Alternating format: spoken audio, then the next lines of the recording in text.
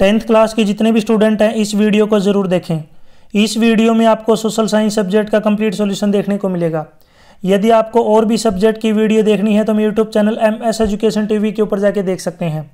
यदि आपको PDF download करनी है तो इस कोने में आपको वेबसाइट का नाम दिख रहा होगा, इस वेबसाइट से जाके आप डाउनलोड कर सकते हैं। Exam time 3 hours, maximum marks 80। नीचे यहाँ पे जर्नल इंस्ट्रक्शन दिए गए हैं।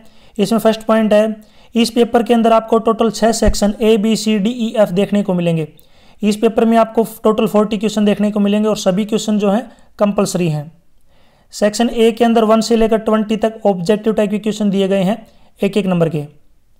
सेक्शन B के अंदर 21 से लेकर 28 तक वेरी शॉर्ट आंसर टाइप के क्वेश्चन दिए गए हैं, 2 नंबर के। सेक्शन C के अंदर आपको 29 से लेकर 32 तक केस स्टडी टाइप के क्वेश्चन देखने को मिलेंगे, ये आपके 3 नंबर के रहेंगे। सेक्शन D के अंदर 33 से लेकर 36 तक शॉर्ट आंसर टाइप के क्वेश्चन देखने को मिलेंगे आपके, ये आपके 3 नंबर के रहेंगे। सेक्शन E के अंदर 37 से लेकर 39 तक लॉन्ग आंसर टाइप के क्वेश्चन दिए गए हैं, ये आपके 5 नंबर के हैं। सेक्शन F के अंदर जो आपका क्वेश्चन नंबर 40 है, ये आपका मैप यानी कि मानचित्र आधारित क्वेश्चन दिया गया है, ये आपका 5 नंबर का रहेगा। इसमें पार्ट A इसमें जो है हिस्ट्री 2 नंबर की रहेगी और पार्ट B ये जो आपका ज्योग्राफी से जो है मैप मानचित्र आधारित प्रश्न रहेगा, ये आपका 3 नंबर का रहेगा। सबसे पहले देखिए सेक्शन A, इसमें 20 क्वेश्चन दिए गए हैं ऑब्जेक्टिव टाइप के यानी कि multiple choice question. First question, Dholavira का दुर्ग नगर किस राज्य में स्थित है? इसका राइट आंसर है Gujarat, B option right. Question 2, Gayatri मंत्र किस वेद से लिया गया है? राइट आंसर है Rigveda, A option right. Question 3, तुर्क ब्लैंक यहाँ पे डैश दिया गया है कि एक बर्बर जाति थी। राइट आंसर है मध्य एशिया, D ऑप्शन राइट। क्वेश्चन 4, वे किसान जिनके पास जमीन का मालिकाना अधिकार था वे कौन से किसान थे? यानी कि उनका जो राइट आंसर क्या रहेगा? खुद कश्त, A ऑप्शन राइट। क्वेश्चन 5, भारतीय संसद द्वारा जम्मू कश्मीर को धारा 370 के तहत मिला विशेष राज्य का दर्जा कब समाप्त किया गया? राइट आंसर है 31 अक्टूबर 2019 को, C ऑप्शन इसका राइट रहेगा, 31 अक्टूबर 2019 को। नेक्स्ट यहाँ पे देखिए क्वेश्चन 6, इसमें आपके असर्शन रीजन यानी कि अभिकथन कारण आधारित प्रश्न दिए गए हैं। तो इसमें सबसे पहला देखिए अभिकथन, 19वीं शताब्दी में साम्राज्यवाद के विस्तार के लिए अनुकूल परिस्थितियां विद्यमान थी। तो पहले स्टेटमेंट सही है बिल्कुल। कारण है कि बड़े पैमाने पर उत्पादन होने लगा, उत्पादन बढ़ने से कच्चे माल की कमी और तैयार की गई वस्तुओं को बेचने के लिए नई मंडियों की आवश्यकता होने लगी। तो सेकंड जो कारण जो रीजन है ये भी अपना सही है और ये इसकी करेक्ट एक्सप्लेनेशन भी है। तो इसका राइट आंसर रहेगा अभिकथन और कारण यानी कि असर्शन और रीजन दोनों सत्य हैं और रीजन जो है यानी कि कारण जो है अभिकथन की सही व्याख्या है। क्वेश्चन 7, ये 7 देखिए यहाँ पे ये भी अभिकथन कारण आधारित प्रश्न दिया गया है। उपनिवेशन का इतिहास हमें बताता है कि उपनिवेशों में संसाधन संपन्न प्रदेश विदेशी आक्रमणकारियों के लिए मुख्य आकर्षक रहे हैं। पहली स्टेटमेंट सही।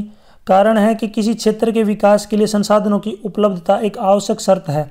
तो दूसरी स्टेटमेंट भी बिल्कुल सही है, लेकिन इनका आपस में जो है यहाँ पे कोई कनेक्शन नहीं दिए रखा। तो इसमें राइट आंसर रहेगा अभिकथन और कारण दोनों सत्य हैं, लेकिन जो कारण है वो अभिकथन की सही व्याख्या नहीं है, B ऑप्शन राइट। क्वेश्चन 8, ऐतिहासिक शेरशाह सूरी मार्ग जोड़ता है। तो किसको जोड़ता है? इसका राइट आंसर हो जाएगा दिल्ली और अमृतसर को। यहाँ पे देखिए थोड़ा नीचे चलते हैं तो इसका राइट आंसर हो जाएगा B ऑप्शन। आपको बताना है इसका नाम क्या है, यानी कि इसको कौन सा NH बोलते हैं, ये आप मुझे कमेंट सेक्शन में बताएंगे, कमेंट में ज़रूर बताएं। क्वेश्चन 9, निम्नलिखित में से कौन सा आधारभूत उद्योगों का उदाहरण है? तो इसमें लोहा एवं इस्पात उद्योग, A ऑप्शन राइट होगा। क्वेश्चन 10, श्रीलंका में किस जातीय समुदाय के लोग बहुसंख्यक हैं? सिंगल यानी कि ठीक है, इसका राइट आंसर क्या रहेगा? यानी कि ये थोड़ा सा मिसप्रिंट दे रखा है, इसमें आ जाएगा सिंहली। क्वेश्चन 11, पंचायती राज व्यवस्था सरकार का डैश रूप है। तो कैसा रूप है ये? स्थानीय, D option right. Question 12, Bharat में बीच में यहाँ पे देखिए आगे है महिलाओं के लिए सीटें डैश में आरक्षित हैं। तो महिलाओं के लिए जो सीटें हैं वो पंचायती राज व्यवस्था में जो है आरक्षित है, पंचायती राज, D option right. Question 13, Bahujan Samaj party के संस्थापक कौन थे? कांशीराम। ए ऑप्शन राइट है। क्वेश्चन 14, डैश को छोड़कर हर जगह लोकतंत्र को तानाशाही के ऊपर वरीयता प्राप्त है। इसका राइट आंसर हो जाएगा पाकिस्तान। D option. क्वेश्चन 15, नागरिक के प्रति जवाबदेह है डैश का सबसे बुनियादी परिणाम है। राइट आंसर इसका लोकतंत्र। लोकतंत्र की जो है एक बुनियादी परिणाम है। सी ऑप्शन राइट रहेगा इसका। क्वेश्चन 16, सामान्यतः किसी देश का आर्थिक विकास किस आधार पर निर्धारित किया जाता है? तो प्रति व्यक्ति आय, औसत साक्षरता दर और लोगों की स्वास्थ्य स्थिति। तो इसमें राइट आंसर होगा डी ऑप्शन, उपरोक्त सभी। क्वेश्चन 17, अध्यापक डॉक्टर की सेवाएं अर्थव्यवस्था के कौन से क्षेत्र में सम्मिलित हैं? तृतीय क्षेत्र में। C option right. क्वेश्चन 18, ऋण के औपचारिक स्रोतों में शामिल है यानी कि सम्मिलित है। तो इसका राइट आंसर हो जाएगा बैंक और सहकारी समितियां। A option right. क्वेश्चन 19, वैश्वीकरण ने डैश जीवन स्तर के सुधार में सहायता पहुंचाई है। तो इसमें जो है कौन सा भी ऑप्शन सही नहीं है, तो इसमें डी ऑप्शन राइट होगा, इनमें से कोई नहीं। क्वेश्चन 20, राष्ट्रीय उपभोक्ता अधिकार दिवस डैश को मनाया जाता है। तो कब मनाया जाता है? 5 दिसंबर को। इसका राइट आंसर हो जाएगा इसका जो राइट आंसर हो जाएगा 5 दिसंबर यानी कि सी ऑप्शन। आपको बताना है कमेंट सेक्शन में जल दिवस कब मनाया जाता है। जल दिवस, विश्व जल दिवस कब मनाया जाता है? इसका जो आंसर है आप मुझे कमेंट सेक्शन में बताएंगे। विश्व जल दिवस, वाटर डे। नेक्स्ट यहाँ पे देखिए very short answer type question start हो गए। 2-2 नंबर के यहाँ पे 8 क्वेश्चन दिए गए हैं, टोटल 16 नंबर। क्वेश्चन 21, रोम की को 7 पहाड़ियों का नगर क्यों कहा जाता है? इसका आंसर है रोम मध्य इटली में तिब्बर नदी के तट पर 7 पहाड़ियों की स्थित एक छोटा सा गांव है। क्वेश्चन 22, क्रूसेड क्या थे? इसका आंसर है ईसाई धर्म और इस्लाम के बीच संघर्ष को क्रूसेड कहा जाता है। यह 11वीं और 13वीं शताब्दी के बीच हुआ था। क्वेश्चन 23, बहुउद्देशीय नदी परियोजनाओं के 2 नुकसान क्या हैं? पहला है नदी के प्राकृतिक प्रवाह को प्रभावित करता है जिससे नदी तल पर अवसाद होता है। दूसरा है नदियों के जलीय जीवन के लिए खराब आवास। क्वेश्चन 24, कर्तन दहन प्रणाली जिसको स्लैश एंड बर्न बोलते हैं को परिभाषित कीजिए।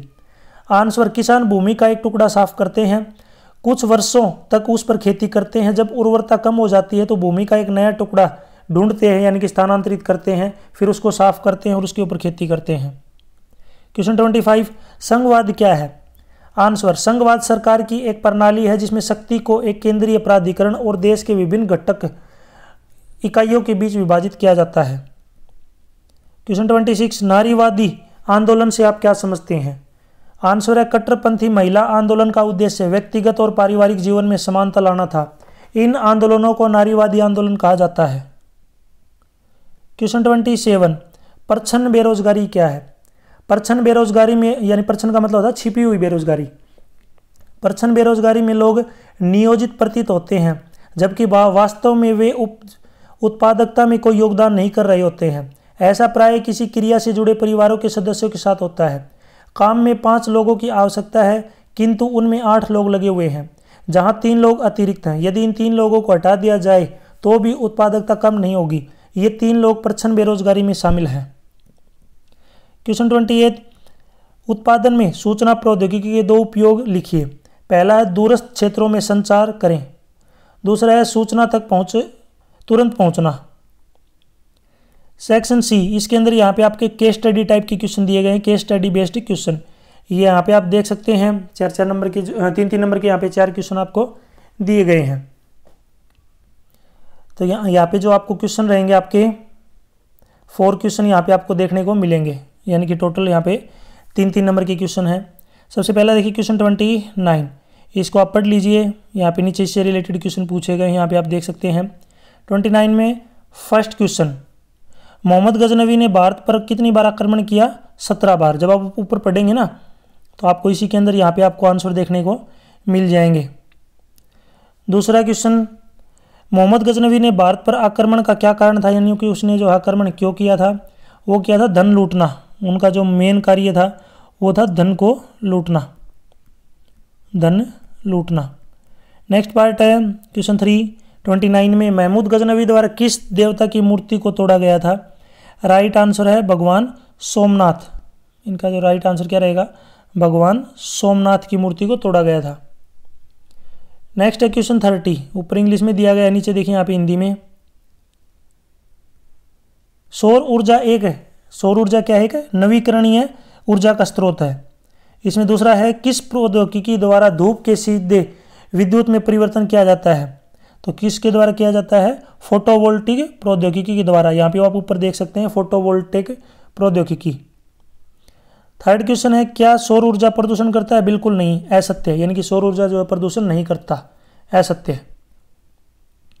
क्वेश्चन 31 का क्वेश्चन देखिए, यहाँ पे ऊपर इंग्लिश में था, यहाँ पे हिंदी में दे रखा है। भारत में किस प्रकार की शासन व्यवस्था है? भारत में लोकतांत्रिक व्यवस्था है। लोकतंत्र की दो विशेषताएं बताएं, कोई दो विशेषताएं। पहला है लोकतंत्र नागरिकों को स्वतंत्रता का अधिकार देता है। दूसरा, लोकतंत्र में मताधिकार और निष्पक्ष चुनाव होते हैं। क्वेश्चन 32 ऊपर इंग्लिश में दिया गया, नीचे यहाँ पे आप देख सकते हैं हिंदी में। पहला है SHG का विस्तार लिखिए। SHG की फुल फॉर्म होती है सेल्फ हेल्प ग्रुप, ये इसकी फुल फॉर्म होती है। ग्रुप्स ऐसे लगा सकते हैं, यानी कि हिंदी में इसको बोलते हैं स्वयं सहायता समूह। यहाँ पे ऊपर दिया गया है स्वयं सहायता समूह। नेक्स्ट देखिए इसमें, यहाँ पे क्वेश्चन 32 में 2 का, स्वयं सहायता समूह में बचत और ऋण संबंधी अधिकतर निर्णय लिए जाते हैं। तो किसके द्वारा लिए जाते हैं? यहाँ पे आप नीचे देख सकते हैं सदस्यों के द्वारा। B option right. स्वयं सहायता समूह द्वारा ग्रामीण क्षेत्रों में कौन सी वित्तीय सेवाएं प्रदान की जाती हैं? तो इसको बोलते हैं हम ऋण। कौन सी सहायता प्रदान की जाती है? ऋण। आपको मुझे कमेंट सेक्शन में बताना है RBI की फुल फॉर्म क्या है। RBI की फुल फॉर्म आपको मुझे कमेंट सेक्शन में बताना है। एक बैंक को बोलते हैं, आपको पता होगा।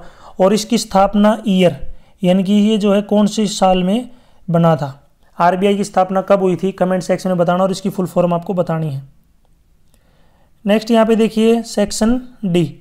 सेक्शन डी जो क्वेश्चन दिया गया अपने पास है, इसमें यहाँ पे आप देख सकते हैं 3-3 नंबर के यहाँ पे 4 क्वेश्चन दिए गए हैं। ठीक है, क्वेश्चन स्टार्ट करते हैं। सबसे पहला, साम्राज्यवाद की परिभाषा दें और साम्राज्यवाद के 2 विनाशकारी प्रभाव लिखें। सबसे पहले बात कर लेते हैं क्या होता है ये। तो जब कोई शक्तिशाली एवं उन्नत देश किसी कमजोर एवं पिछड़े देश पर बलपूर्वक अपना अधिकार स्थापित करता है तथा उसका राजनीतिक, आर्थिक एवं सांस्कृतिक शोषण करता है, तो उस शक्तिशाली देश की इस इच्छा एवं प्रवृत्ति को साम्राज्यवाद कहा जाता है। अगर इसकी विनाशकारी प्रभाव कौन कौन से हैं, तो पहला है गाँव को की आत्मनिर्भर अर्थव्यवस्था में व्यवधान। दूसरा, भारतीय धन का निष्कासन। तीसरा, निर्यात की बजाय आयात को बढ़ावा देना, यानी कि धन का निष्कासन। क्वेश्चन 34 का देखिए, यहाँ पे 3 नंबर का क्वेश्चन है आपका। सार्वजनिक क्षेत्र एवं सहकारी क्षेत्र के उद्योगों में अंतर बताइए। क्षेत्र आएगा यहाँ पे, क्षेत्र, या गलती से मिसप्रिंट है। तो सबसे पहले बात कर लेते हैं सार्वजनिक क्षेत्र। सार्वजनिक क्षेत्र के उद्योगों का स्वामित्व और संचालन सरकारी एजेंसियों भेल और सेल द्वारा किया जाता है। दूसरा है सहकारी क्षेत्र। सहकारी क्षेत्र के उद्योगों का स्वामित्व और संचालन कच्चे माल के उत्पादकों या आपूर्तिकर्ताओं, श्रमिकों या दोनों के पास होता है। उदाहरण के लिए महाराष्ट्र में चीनी उद्योग और केरल में कोयर उद्योग। क्वेश्चन 35 3 नंबर का, राजनीतिक दलों के कोई 3 कार्य लिखिए। तो इसका आंसर है किसी देश के लिए कानून बनाने में दल निर्णायक भूमिका निभाता है। दूसरा, दल अलग अलग नीतियां और कार्यक्रम पेश करता है और मतदाता उनमें से चुनाव करते हैं। तीसरा, दल सरकार बनाता है और चलाता है, यानी कि सरकार बनाती है और चलाती है दल। आपको मुझे कमेंट सेक्शन में बताना है वोट डालने के लिए कितनी उम्र होनी चाहिए, यानी कि वोट डालने के लिए किसी भी कैंडिडेट की कितनी उम्र होनी चाहिए, ज़रूर आप मुझे कमेंट सेक्शन में बताएं। यानी कि कितने साल की एज वाला जो कैंडिडेट है, जो बच्चा है, वोट डाल सकता है। क्वेश्चन 36, उपभोक्ता न्यायालय और उपभोक्ता संरक्षण परिषद में अंतर बताइए। सबसे पहले बात करते हैं उपभोक्ता न्यायालय। भारत में उपभोक्ता आंदोलनों ने विभिन्न संगठनों के गठन को जन्म दिया है, जिन्हें स्थानीय स्तर पर उपभोक्ता मंच या उपभोक्ता संरक्षण परिषद के रूप में जाना जाता है। वे उपभोक्ताओं को उपभोक्ता अदालत में मामला दायर करने के तरीके के बारे में मार्गदर्शन करते हैं।